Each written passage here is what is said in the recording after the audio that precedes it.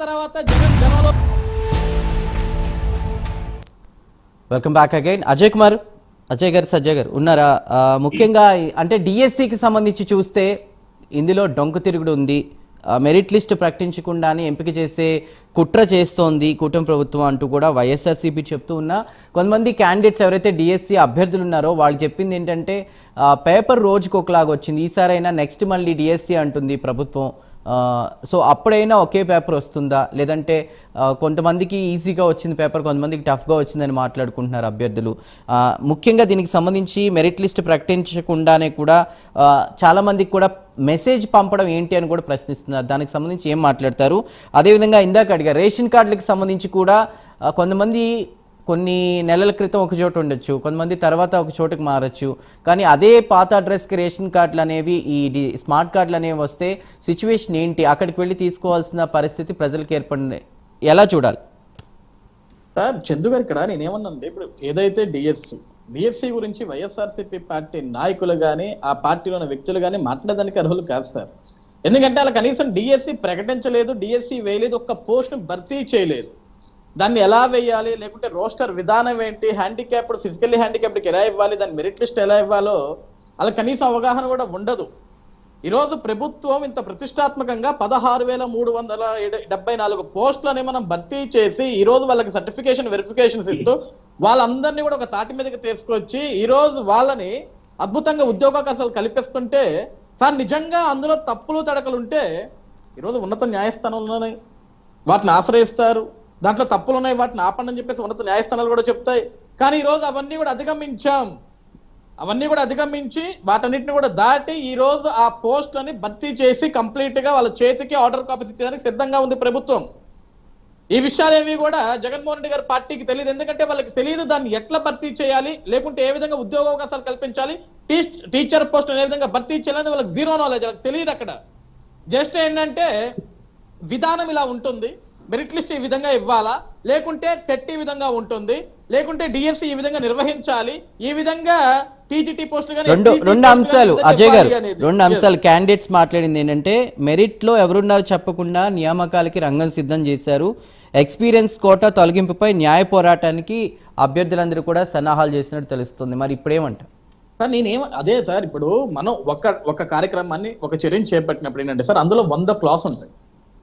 వాటన్నిటిని కూడా ప్రభుత్వం చూడకుండా బ్లైండ్ గా వేసేస్తుందా? వేయదు కదా. ఇప్పుడు నిజంగా అంతమంది అభ్యర్థులు తప్పు జరుగుతుంది అన్నప్పుడు నిజంగా రాష్ట్ర వ్యాప్తంగా ఆందోళన జరుగుతాయి సార్. ఎక్కడ ఒకటో దగ్గర ఇద్దరో ముగ్గురో వాళ్ళకున్న అభ్యంతరాలు చెప్తున్నారు. నిజంగా తప్పులు జరిగితే ఆ తప్పులన్నింటినీ కూడా కూటమి ప్రభుత్వం చూడకుండా, లేకుంటే ప్రభుత్వం పట్టించుకోకుండా ఇష్టానుసారంగా అయితే నియామకాలు చేయదు కదా. ఈరోజు నిజంగా సార్ ఇప్పుడు మనం ఒక వ్యవస్థను మొదలు పెడుతున్నాం, ఈరోజు ఒక బిల్డింగ్ కడుతున్నాం, ఆ బిల్డింగ్ కట్టేటప్పుడు దాంట్లో కొన్ని తప్పులు ఉంటాయి, కొన్ని అర్థం లేకుండా కడుతున్నట్లు ఉంటారు. దాని గురించి చెప్పే విధానం బట్టి ఉంటుంది, చూసే కళ్ళని బట్టి ఉంటుంది. ఎప్పుడన్నా సరే ఏదైనా ఒకటి స్టార్ట్ చేసినప్పుడు అందులో ఖచ్చితంగా కొన్ని తప్పులు ఉంటాయి, కొంతమందికి తప్పుల్లాగా కనపడతాయి. ఈరోజు ఎందుకంటే సార్ ఇప్పుడు ఫర్ ఎగ్జాంపుల్ నాకు ఉద్యోగం రాలేదండి, నేను కూడా డిఎస్సికి ప్రిపేర్ అయ్యాను. ఫర్ ఎగ్జాంపుల్ నాకు అనుకున్న మార్కులు రాలేదు, నా కళ్ళకేంటి ప్రశ్నాపత్రం చాలా టఫ్ గా కనపడుతుంది. ఈరోజు వాసు యాదవ్ గారికి ఉద్యోగం వచ్చింది, ఆయన కళ్ళకేంటి ప్రశ్నాపత్రం ఈజీగా కనపడేది. అంటే ఇక్కడ ప్రశ్నాపత్రం తప్ప, లేకుంటే నాకు రాని ఆన్సర్ అతనికి వచ్చిందని తప్ప కాదు కదా. ఈరోజు ఎవరి టాలెంట్ బట్టి వాడికి ఉంటుంది సార్, అంతేగాని ప్రశ్నాపత్రం ఒకటికి ఈజీగానే కనపడుతుంది, ఒకటి కష్టంగానే కనపడుతుంది సార్. అట్లనే ఇద్దరు చదవలేదని కాదు, ఇద్దరు చదివారు, కానీ వీళ్ళు చదివిన విధానానికి వాళ్ళు చదివిన విధానానికి ఒక మార్క్ ఉంటుంది. వచ్చిన ప్రశ్నాపత్రం కొంచెం డిఫరెంట్ గా ఉండుండొచ్చు వాళ్ళ కళ్ళకి, దానివల్ల వాళ్ళు క్వాలిఫై అవ్వకపోయి ఉండొచ్చు. ఈరోజు ఏదైతే మెరిట్ లిస్ట్ గురించి మాట్లాడుతున్నారో మెరిట్ లిస్ట్ అయితే మేము దాచిపెట్టి లోపల తాళం వేసి పెట్టట్లేదు కదా. ఈరోజు ఏదైతే వెరిఫికేషన్కి వస్తున్నారో మొత్తం కూడా ఇప్పుడు ప్రభుత్వం అనేది డిస్ప్లే చేస్తుంది, సైట్ లో పెడుతుంది, డాష్ బోర్డ్ లో పెడుతుంది.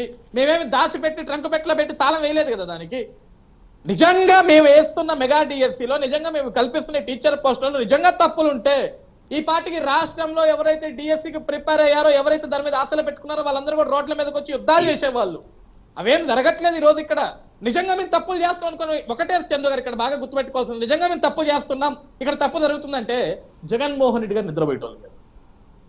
జగన్మోహన్ రెడ్డి గారు డిఎస్సి అభ్యర్థులందరినీ రోడ్డు మీద తీసుకొచ్చుకునేటోళ్ళు, ఆ పార్టీ వ్యక్తులంతా రోడ్డు మీద తీసుకొచ్చి వాళ్ళకి అండగా నిల్చొని వాళ్ళ కోసం పోరాటం చేసేటోళ్ళు, న్యాయ పోరాటం చేసేటోళ్ళు, యుద్ధం చేసేటోళ్ళు. అవేం జరగట్లా. సో ఇక్కడ న్యాయంగానే నీతిబద్ధంగానే చట్టబద్ధంగానే జరుగుతున్నాయి సార్. ఈ రోజు ఏదైతే ఇప్పుడు మీరు అన్నారు స్మార్ట్ కార్డ్స్, రేషన్ కార్డ్స్ గురించి సార్, నిజంగా ఇప్పుడు అడ్రస్లు అంటే ఇప్పుడు 100లో 1, 2, 3 కొన్ని మారుంటాయి. అవి కూడా ఫీజిబిలిటీ ప్రకారం తప్పకుండా మారుస్తారు. ఎందుకంటే ఎంత పెద్ద పని చేసినప్పుడు, ఇంత పెద్ద వ్యవస్థలో ఇన్ని లక్షల రేషన్ కార్డులని మళ్ళీ మన స్మార్ట్ కార్డులుగా మార్చినప్పుడు కొన్ని ఉంటాయి సార్, కొన్ని క్లాస్ ఉంటాయి, వాటిని కూడా మార్చుకుంటారు. కంప్లీట్ గా 100% 100% సక్సెస్ చేసామని చెప్పట్లేదు. మొదలు పెట్టాం, దాంట్లో నిజంగా కొన్ని అడ్రస్ మార్పులు తప్పులు ఉన్నాయని కనపడుతున్నాయి అనుకోండి, వాటిని కూడా మారుస్తారు. మార్చకుండా ఏమంటారు, లేకుంటే 100 కిలోమీటర్ల అవతల గుంటూరులో ఉన్న తీసుకొచ్చి నందిగోలో వచ్చి రేషన్ కార్డు తీసుకురా, రేషన్ తీసుకురా అని చెప్పాం. మేము కూడా డెఫినెట్ గా దానికి కూడా ఫీజిబిలిటీ ఉంటుంది, దానికి కూడా మార్పులు ఉంటాయి, దానికి కూడా షేర్పులు ఉంటాయి, అన్ని చేస్తాం, అన్ని సెటరైట్ చేస్తాం. అంతేగాని ఈ రోజు మేము ఒక కార్యక్రమాన్ని మొదలు పెట్టాం కదా, పెద్ద పెద్ద టెంట్లు వేసి, పెద్ద పెద్ద షామినాలు వేసి, పెద్ద పెద్ద పేపర్ యాడ్లు ఇచ్చి, రంగులు వేసి, రూపులు వేసి, దానికి లక్షల రూపాయలు డబ్బులు తగలెట్టి, ప్రభుత్వ సొమ్ము తగలబెట్టి, ప్రజల సొమ్ము తగలబెట్టి మేము కార్యక్రమాలు చేయట్లా. ఈ రోజు బట్టలు నొక్కుతున్నారు. గతంలో జగన్మోహన్ రెడ్డి గారు బట్టలు నొక్కేటప్పటికి కొన్ని కోట్ల రూపాయలు ఖర్చు పెట్టి పేపర్ యాడ్లని, టెంట్లని, రంగులని, పరదాలని ఇవన్నీ చేసి కార్యక్రమాలు చేశాడు. ఈ రోజు మేము ఏం చేయట్లేదు సార్, ప్రభుత్వ ధనాన్ని వృధా చేయట్లేదు, ప్రజల కష్టాన్ని వృధా చేయట్లేదు. ఒక కార్యక్రమాన్ని, ఒక పథకాన్ని అమలు పరిస్తే ప్రజల్లోకి వెళ్తున్నాం, నేరుగా వాళ్ళ ఇంటి దగ్గరికి వెళ్ళి అమలు చేస్తున్నాం తప్ప దానికి ఓ హంగు ఆర్భటాలు చేసి ప్రజాధనాన్ని అయితే జగన్మోహన్ రెడ్డి గారు చేసిన దుర్వినియోగం ఇంక చేయట్లేదు, అలా చెయ్యం కూడా. రైట్ అజయ్ గారు. వాసు గారు, దసరా తర్వాత జగన్మోహన్ రెడ్డి గారు జనంలోకి ఫుల్ ఫ్లెడ్జ్డ్ గా రాబోతున్నారా? స్టాండ్ ఏంటి అంటే